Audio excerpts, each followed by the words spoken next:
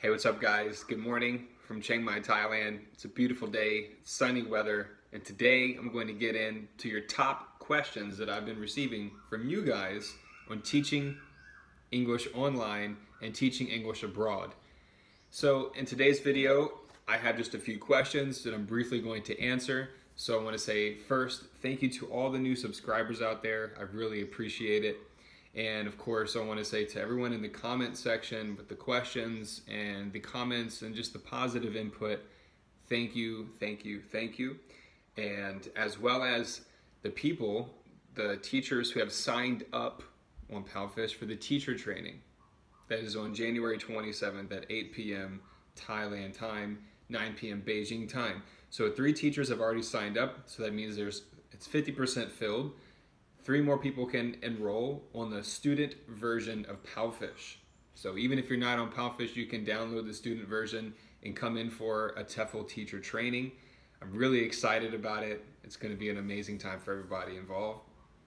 And then also want to say thank you for all the people who have been clicking in to the TEFL certification course in Bangkok, Thailand, Text and Talk, because I just put out the word. It's almost a week ago. It's like 6 or 7 days, 6 days. Today is the 6th day since I put out the word about the TEFL certification course in Bangkok. And already 6 people have sent in their inquiry form with details and everything. So I want to say thank you to those people out there for taking the time to look into the description and clicking in to get TEFL certified, which is recognized by the Thai Ministry of Education. And they also have benefits for people who don't have degree and also for non-native English speakers. So thank you. Enough with all the intro.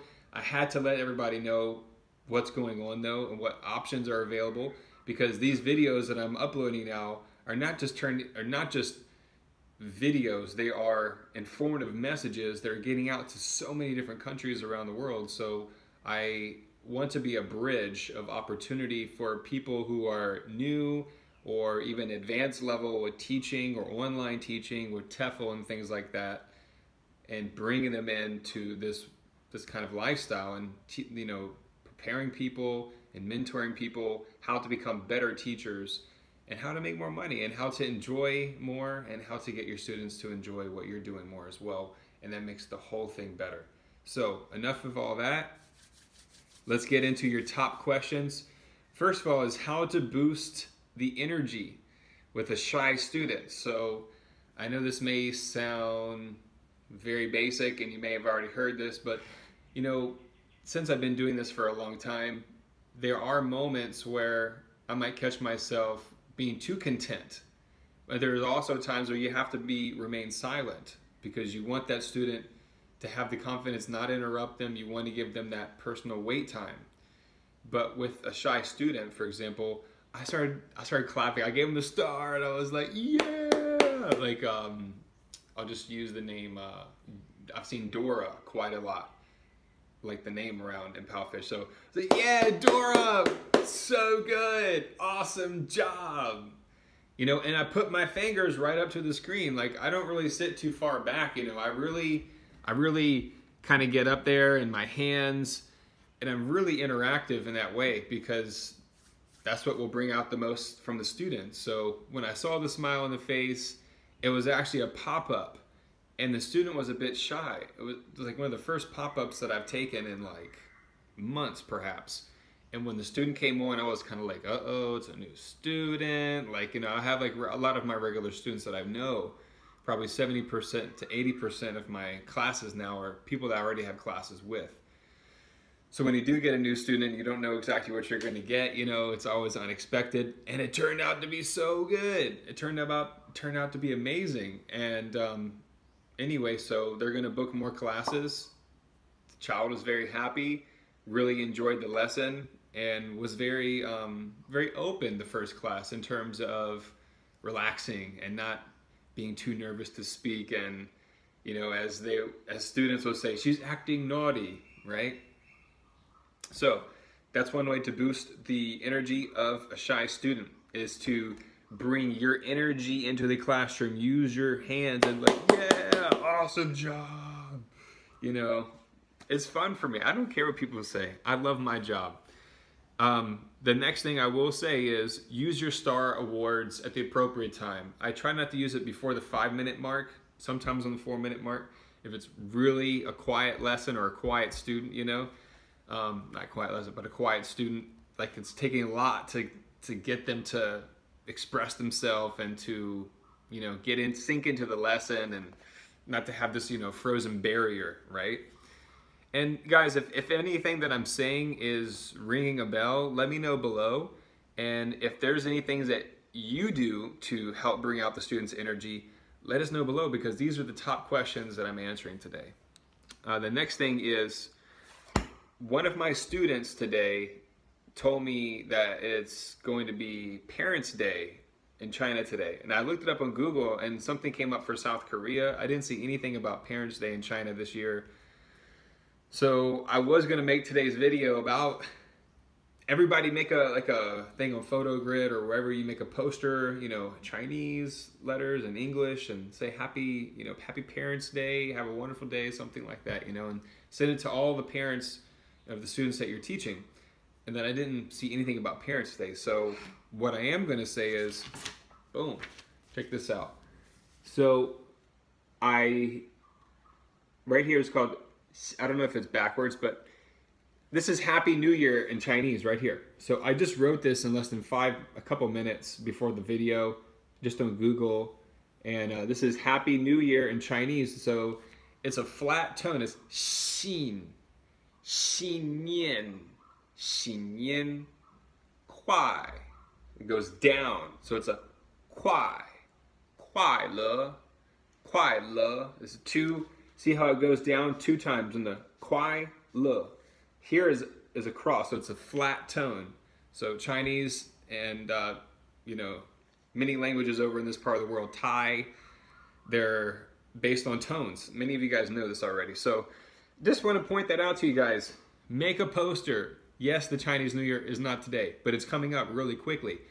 And if you're trying to bring any more interest or any more of attention into your direction for teaching to get more bookings, which equals more money, and more money equals more opportunity for you.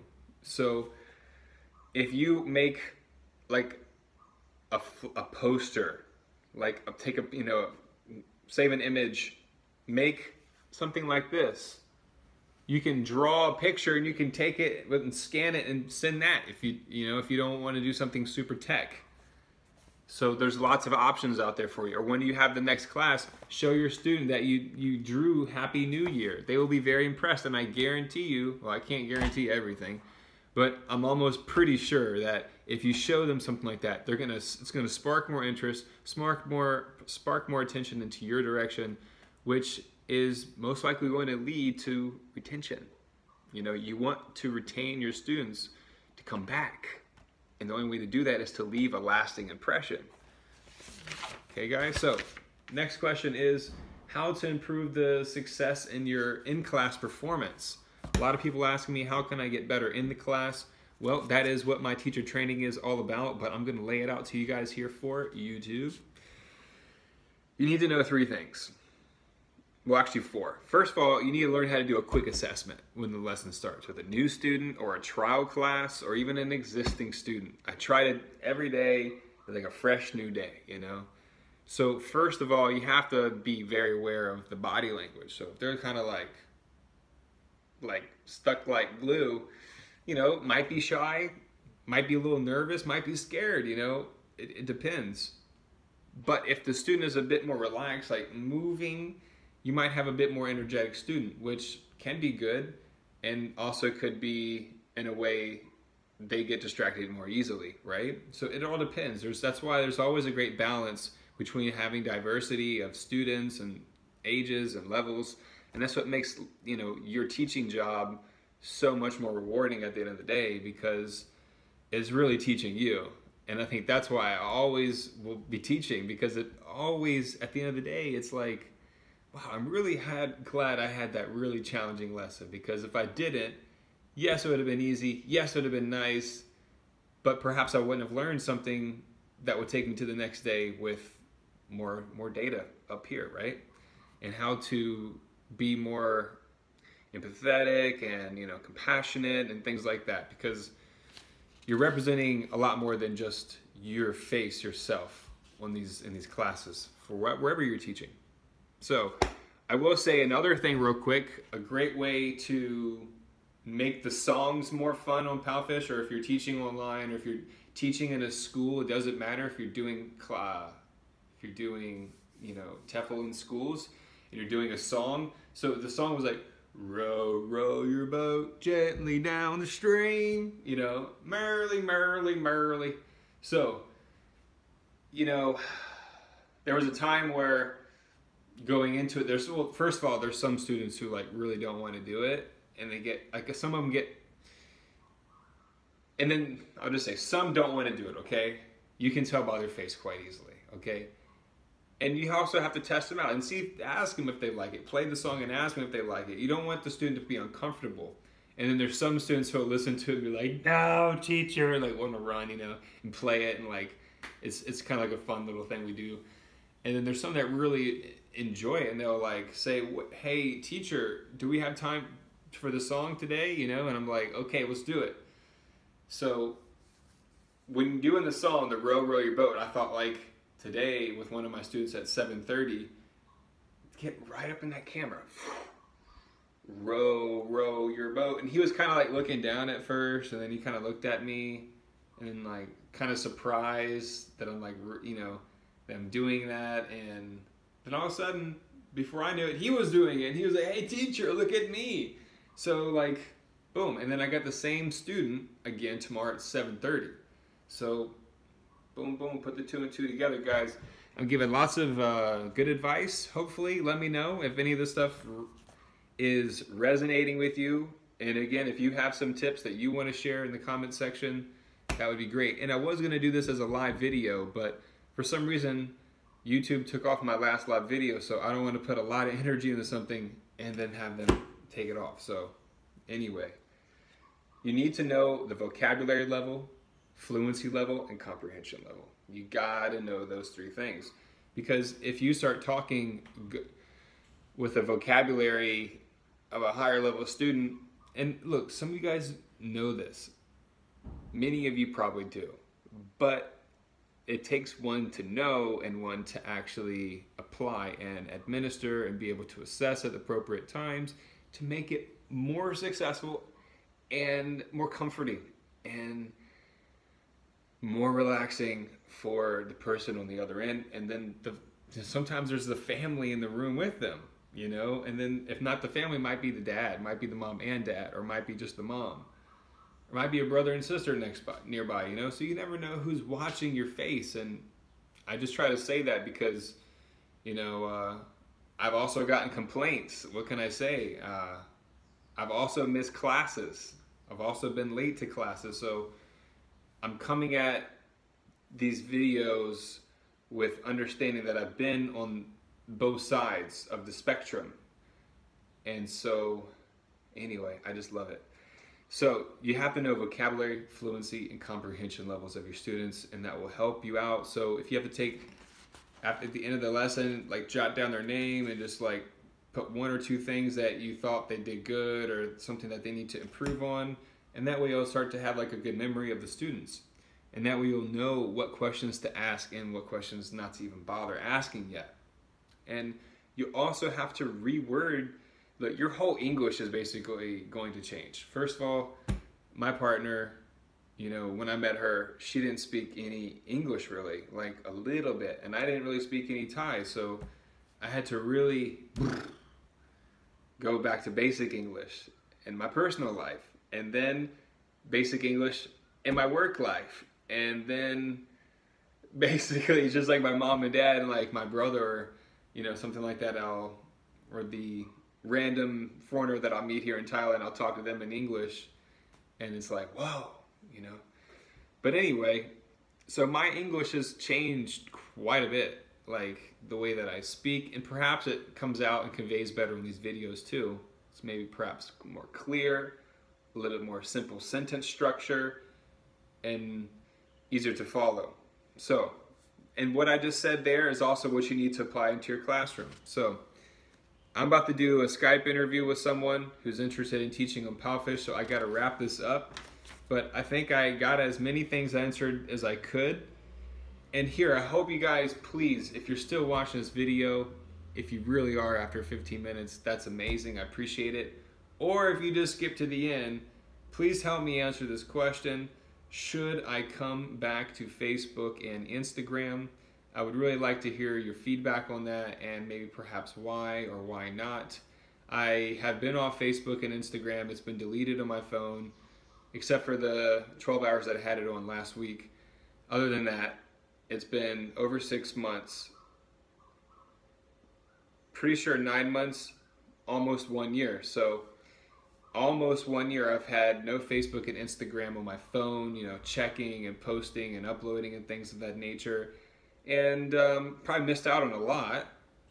Well, maybe but I know I missed out on a lot in terms of opportunity and helping more people get onto Palfish, or, you know, learning something about teaching English abroad or online. And that's what just makes me feel complete. Like, I do my thing with my students and it's great. And then at the same time, I can do this on YouTube and just upload it, and it's, you know, it's a breeze. And helping people is fun. And you as a teacher, that should come naturally, because I think sometimes a lot of people out there are asking me, you know, what's wrong, what's going on? Maybe I'm not getting enough bookings, or I'm not making enough money, and it's just not, you know, it's just not really picking up the way I thought it would, the way I wanted to. You have to really love teaching, because, you know, when you're working your way up to more and more classes, and you're starting out at the level 1. You know, some people just want to make money, and that's okay to make money. But I tell you, after a long time, you're going to get burned out. But if you love teaching, number one, you always come back to it. And a lot of things should come naturally. You know, I really believe that I'm doing what I'm here on earth to do. Like, when I was a kid, I thought I was going to be a veterinarian because I loved animals. But then I was like, I'm not really good at math. I'm not really good at science. So that kind of blows that out the window, you know? And then I was like, oh, maybe I'll be a physical therapist, you know? It's good money, it's security. And then boom, that industry fell apart. So that was when I was like 19, coming into my first year at the junior college in Florida. And then I was like, well, what should I pick for my future? And I was like, I didn't know what I was going to do, because this was like my freshman year, and I'm like, I don't know what I'm going to pick. And I was like, well, you know what? I think teaching would be pretty cool. I get the summers off. I remember, I'll never forget that. I was like, I get the summers off, and it's decent pay, and I've taught swimming lessons, so that's pretty fun. And I've, you know, had to work with kids a lot, so it's not like it's sitting at a desk typing all day. So I signed up at, you know, Indian River Community College at the time, community college, now State College. But in Fort Pierce, Florida, signed up for elementary education. And then the next semester had this teacher that, boom, just, you know, as I've mentioned on other videos, just inspired me to become a teacher, multicultural education. And boom, just kept following that path. And then realized very early on that I love teaching, but I feel like I don't have the freedom to really teach the way that I want to. And now YouTube basically gives me the freedom to talk and to do the things that I like wanted to do in the classroom, you know, and just kind of like lay everything out. But I couldn't find like where my place was really, you know. And it was like either the job was good or the money wasn't there, or the money was good but the job wasn't that great. You know, it was like, it was never a great mix. And then the people I was involved with, sometimes was good, sometimes not good. But now it's just like online. I mean, if I was at a school and it was a great environment and good, you know, management and good administration, then the school would run and function really great. You just need good leaders in the building. That's all you need. But now it's online, and I'm not trying to push everything online to people. I think teaching at a school is wonderful, number one, and should come at different times in your life. I think that if you're just starting out, you should get some experience in the school before jumping online. But hey, it's all up to you. And I think that's pretty much it. I just touched on as many things as I could in this video. I hope you guys have a great day. And don't forget, the Chinese New Year is coming up next Monday, or one day next Monday, I think. I got like 20 classes on yeah, it is Monday, next Monday. I got 20 classes on Monday. Next Monday, 20 classes. I've never had that. And then, you know, my lady, she got to work. She has to, you know, she got to work on Saturday. And I decided just to fill up my whole Saturday morning in the early afternoon, mid-afternoon to like 4:55 p.m. And I got 14 lessons already. So like, boom, you know, just, you got to open up your schedule and just make the sacrifices to just be in your place, have a quiet location, and just put your head down and stay focused and build up your teaching hours, and things will take care of itself. And have some faith, enjoy what you're doing. If you have any questions, let me know. It's a long video, so thank you guys so much for your time. Or even if you skip through the video, that's okay too. Be sure to give it a thumbs up if you liked it. Share it with your friends. Mostly share the description in all my videos now, because I got the Palfish teacher app link, got the TEFL certification course link, and Airbnb. You know, don't forget, like, Airbnb is a great way to travel if you're going to stay in a place long term or short term. You get 40 bucks, you know, free for just using my link. So that's pretty cool. Travel credit. And I'm probably forgetting something else. If you are signing up for Palfish first time, don't forget about Payoneer. The Payoneer link is below. You get 25 or, yeah, I think $25 credit once you make over $1,000 on Payoneer, and that goes to you and it goes to me. So just putting out the word as much as I can, open up opportunities for people and open up opportunities for myself. And I'm also teaching people how to be their own, I don't want to say entrepreneur, but not just in the classroom, but what are you doing outside the classroom to jump ahead into your own, whatever your own destiny is. You know, perhaps you have a future with sharing your career, you know, through blogging or posting or uploading, writing or photography or video vlogging, whatever it is. If you have something inside telling you to go out there and do it, don't be shy. You know, it's okay to be scared, and who cares what people are going to say? But, you know, you don't want to like have regret. Regret is the worst feeling. And regret is really just an illusion, because you need to be happy where you are, because everything in your life has brought you to where you are. Every lesson, every failure, every mistake has led to your success. And that's why it's a win-win. 2019, here we go. You guys have a great day. Thank you so much again. And from Thailand, I'll say Sawadee Kap, Kop Kum Krap. And you guys have a good day. If you have any questions, let me know. Check out the links. Thank you so much. Bye-bye. Adios, amigos and amigas.